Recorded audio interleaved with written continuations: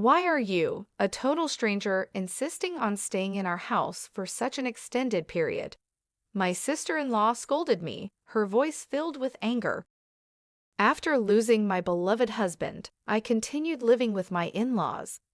Was I not allowed to be there? I never thought you were this kind of woman. Leave as soon as possible. Even my usually kind mother-in-law began to criticize me harshly. If that's how it was, I'd leave on my own. These were the words screamed in my heart, but I suppressed them. I understand, I said, while vowing revenge. My name is Ella, and I am 40 years old. I work as an elementary school teacher. My husband, Arthur, also an elementary school teacher at a different school, was 42 that year. We were married for 12 years. We met at the first elementary school I worked at after graduating from college. Arthur, 2 years my senior, was a reliable senior colleague who taught me various things about school life. Through work, we were drawn to each other and eventually got married. I love children and became a teacher to spend time with them, but sadly, we didn't have any children. My father-in-law passed away in his 50s before we got married, and Arthur lived with his mother until I joined the family. Thanks to the real estate and other assets inherited from my father-in-law, my mother-in-law was financially secure. However, since the beginning of our marriage, we had decided to pay $2,000 monthly to my in-laws. We had a dream we wanted to realize. Despite needing to save for it, we regularly transferred money to my in-laws for utilities, food, and a small rent out of a sense of duty. We continued to work as teachers, increasingly worried about the growing number of children not attending school. Our dream was to establish a learning center where such children could study comfortably. Arthur's older sister, Harry, who is 3 years older than him, is married and lives in another state. My sister-in-law has a son, but he left home last spring for studies, so it should be just the two of them now. Although living about an hour's drive away, my sister-in-law visited every weekend, asking my mother-in-law for financial help. My son's tuition is short. Can you help a little? My sister-in-law would softly ask. Really, it can't be helped. How much do you need? My mother-in-law would spoil my sister-in-law. For some reason, Arthur couldn't understand why. Frustrated, he finally asked his sister one day, "You received a fair amount from Dad's inheritance, right? Why are you always short of money?" he asked incredulously. My sister-in-law then retaliated, "You don't have any kids, so you wouldn't understand. Raising children is incredibly expensive. You talk about inheritance, but that money can't last forever." However, my sister-in-law's spending was clearly excessive, even in my eyes. Once she asked for money for education, another time for home repairs, and before that for food. Every time, my mother-in-law would give my sister-in-law a considerable amount. I couldn't understand why. That day, we went to our respective schools as usual, an ordinary morning, the usual scenery, until that phone call. I received news that Arthur had collapsed and was rushed to the hospital. Urged to hurry there, I exclaimed in shock, "What? My husband collapsed?" Confused, but upon reaching the hospital, I found Arthur unconscious, and he had to undergo thorough examinations. I wished it was all a bad dream, but despite aggressive treatment, Arthur passed away that night. Faced with this unexpected event, I didn't even have time to cry, immediately taking leave from work to arrange the funeral. I felt I couldn't mentally survive otherwise. My mother-in-law, likely more heartbroken than me, courteously received the mourners throughout the funeral. It was an opportunity to meet my sister and her family again.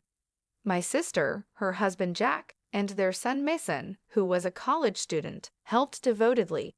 However, my sister-in-law herself didn't seem to grieve over her own brother's death. It almost seemed like she was happy about it. After Jim's funeral, I returned to my mother-in-law's house. My sister-in-law's family said they had other things to do and went home without dropping by.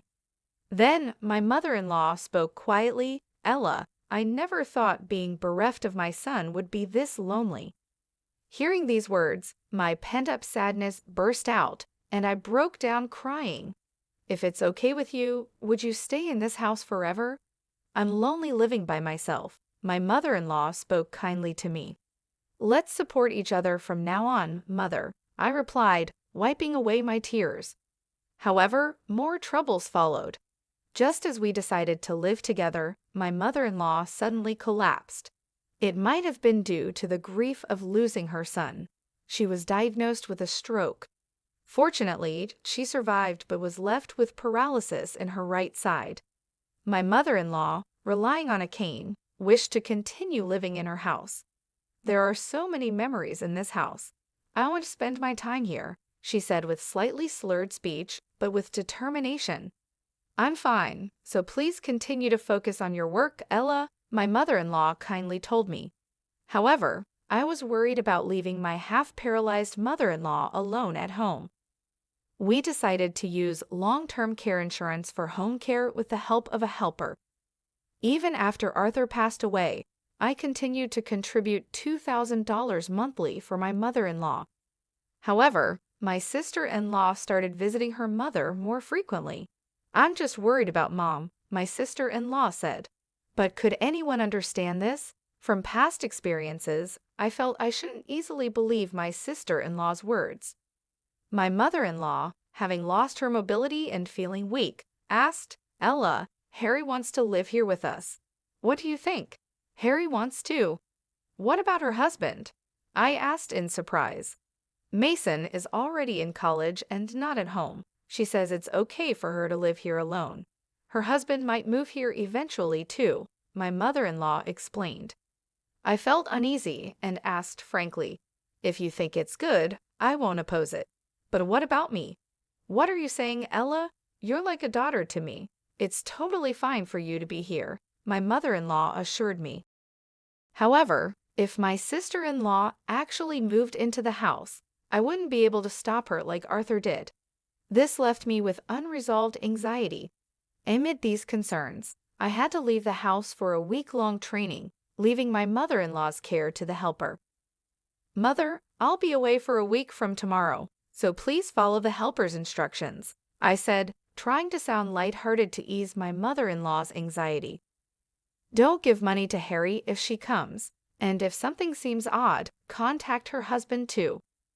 I was very worried about the possibility of my sister-in-law visiting the house during my absence.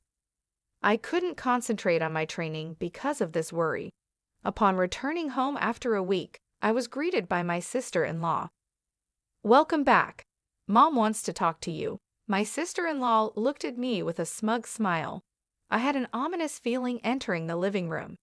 My mother-in-law looked at me with a displeased expression. I'm back, I greeted timidly, overwhelmed by the atmosphere. Ella, were you trying to kick me out and put me in a facility? My mother-in-law suddenly accused me with anger. Confused by the situation, my sister-in-law chimed in, Hey, Ella, remember what you said before? You said, I want to put Mom in a facility. It's too much to handle her, didn't you? She continued as if I had said such a thing.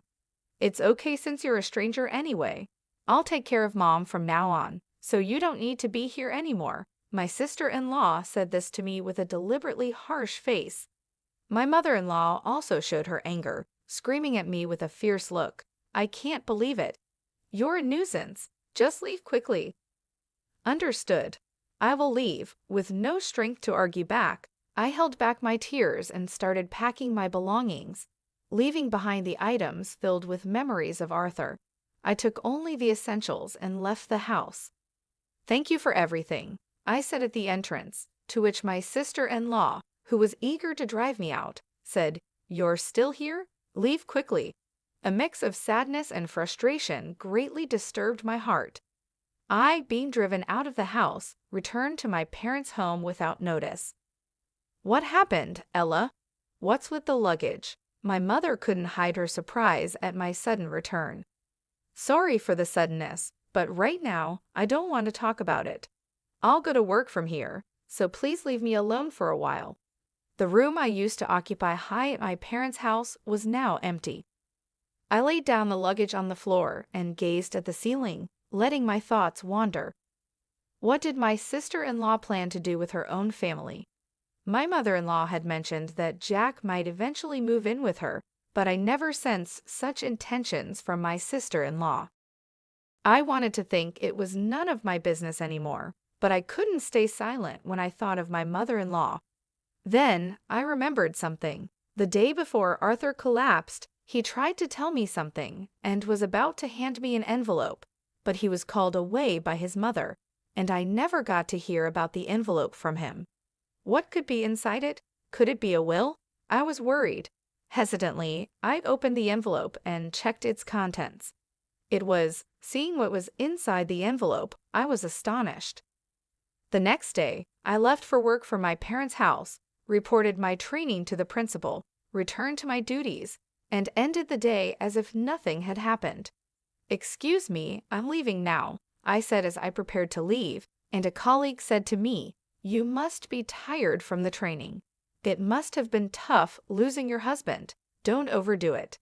However, the reason I was in a hurry to get home wasn't due to fatigue or the sorrow of Arthur's death. I needed to contact Jack and ask about the situation with my sister-in-law. Considering it might turn into a serious conversation, I was hesitant to use my personal phone in a public place where anyone could overhear. On my way home, I sent an email to Jack expressing my desire to talk to him in person. "I have something to talk about regarding my wife too," Jack replied immediately. When I got home, I locked myself in my room and called Jack. Jack seemed to have been waiting for my call and responded immediately. "Ella, I'm glad. I was just about to contact you." Jack started with a relieved voice. I told him about Harry staying at her mother's house and went on to explain that she was making false claims. I told him that I had been accused of trying to take over the house by sending my mother-in-law to a nursing home based on her lies, and as a result, I was driven out of the house. "Really? Where are you now?" Jack asked in surprise. I replied that I was at my parents' house, then detailed everything that had happened since the funeral. "I'm really sorry about that," he apologized sincerely. "No, Jack, you don't need to apologize," I responded. My sister-in-law had a history of leaving home without notice and spending money freely, which seemed to have intensified since her son Mason went to college. "Wait, Harry was receiving money from her mother? What happened to that money?" he asked. I knew my mother-in-law had been giving my sister-in-law a significant amount of money, but I thought Jack knew about it. "I haven't heard anything about that. I've been paying for Mason's tuition, and our family has always been in a tight financial situation," Jack replied, sounding surprised. "Actually, I have a request. Could you come to my parents' house next Sunday?" I proposed. I felt a bit presumptuous making such a request, but I decided to try it. Their house was about a 30-minute drive from my parents' house and was on the way to my mother-in-law's house. I had planned to meet Jack and then head to my mother-in-law's house together. "Understood. I know roughly where it is, so I'll rely on navigation. I'll contact you again when I'm close." Jack agreed to my suggestion and ended the call shortly after. Shortly after, I received a call from my mother-in-law's house. What could it be? Just a day after the previous events? With that thought, I answered the phone. "Hey you used money without permission, didn't you? Give it back immediately," my sister-in-law yelled at me. "What do you mean by using money without permission?" I asked, confused. I couldn't understand what my sister-in-law was talking about and felt completely misunderstood. When I checked Mom's bank account, the balance was too low. "What did you use it for?" my sister-in-law pressed, but I had certainly not done such a thing. It's true that I forgot to deposit the planned $2,000 due to being preoccupied with my mother-in-law's illness and pain procedures, but I never withdrew money from the savings without permission. "Is there some misunderstanding?" I firmly replied. My sister-in-law seemed unsatisfied with my answer and raised her voice. "Come over on Sunday. Let's clarify this matter." This was convenient for me, so I replied, Understood. Let's discuss it in front of her, and ended the call. On the planned Sunday, Jack arrived at my parents' house earlier than expected. "Oh, you are?" my mother said, surprised at Jack's sudden appearance. "Yes, he's the husband of my late husband's sister." "Mom, you've met him before, haven't you?" I explained. My mother couldn't immediately recall who he was but eventually remembered. "Oh yes, I've seen him before." Seeing my mother's realization and joy, I explained, "Actually, I wanted to consult him about my husband's family matters." After leading Jack to the living room and briefly exchanging greetings, I took out an envelope. "I want you to see this." The envelope contained several photos and a report. As I spread the photos and the report in front of Jack, he exclaimed in surprise, "What is this?" The photos showed my sister-in-law with a young man enjoying herself at a nightclub and heading to a hotel. The report from a detective agency detailed evidence of my sister-in-law's expenses. Arthur entrusted this to me before he passed away, and since he died before we could discuss it, I only recently looked at it. I explained the situation to Jack. Arthur had suspected his sister of reckless spending and had secretly commissioned an investigation. He intended to discuss the results with me, but passed away before he could. Jack trembled with anger at the photos. I thought she was frequently leaving the house. But to think she was doing this, with a sigh full of indignation, Jack said, "Ella, can you come with me right now? This situation can't be ignored." I had intended to do so from the start and nodded immediately. 30 minutes later, we arrived at my mother-in-law's house and rang the doorbell. "It's Ella. I've come as promised," I said, and soon heard my sister-in-law's annoyed voice. "How long do you plan to make me wait?" The sound of unlocking the door came, and the door opened. "Come in," my sister-in-law greeted us, but upon seeing Jack, she tried to close the door. Jack quickly grabbed the doorknob. "Harry, we need to talk. Can you listen for a moment?" he said, holding the door. His voice was calm, but his anger was palpable. My sister-in-law struggled to close the door but couldn't overpower the man's strength, and eventually had to leave it open. "Fine. What do you want?"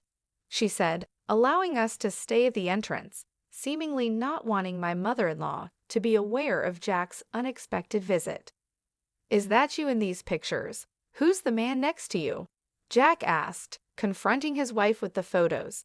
"Where did you get these?" "No way." Harry was shocked upon seeing the photos. "Do you remember?" "Well, who is this?" "Answer me." Jack, usually mild-mannered, pressed his wife. "Just a friend. Can I have young friends?" my sister-in-law retorted. "Don't lie. I know everything." Jack yelled at her. "Why? Who told you?" Realizing my sister-in-law could no longer continue her lies, she looked defeated. "Your late brother Arthur was concerned about your spending and had it investigated." Jack calmly revealed the truth. "You demanded money from your mother and squandered it all on a nightclub." "I'm aware of the entire situation," Jack continued, trying to contain his anger. "It's hard enough to pay for Mason's tuition, and you exhaust our living expenses and still dare to ask for more money.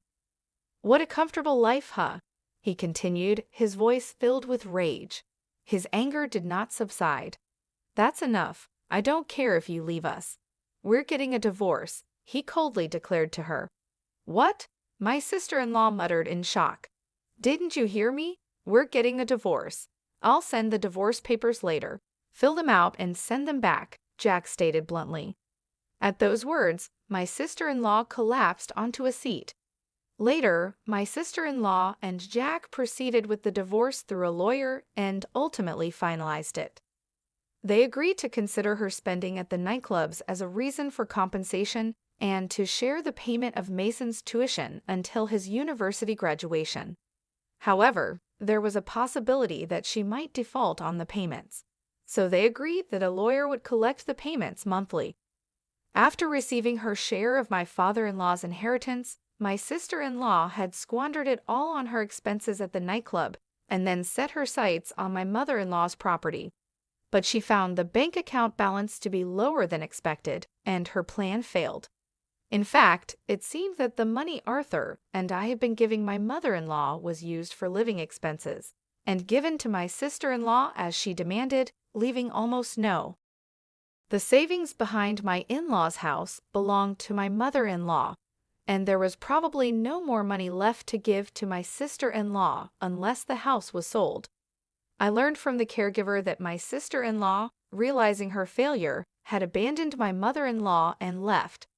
Meanwhile, my mother-in-law continued to live a modest life alone with the help of the caregiver.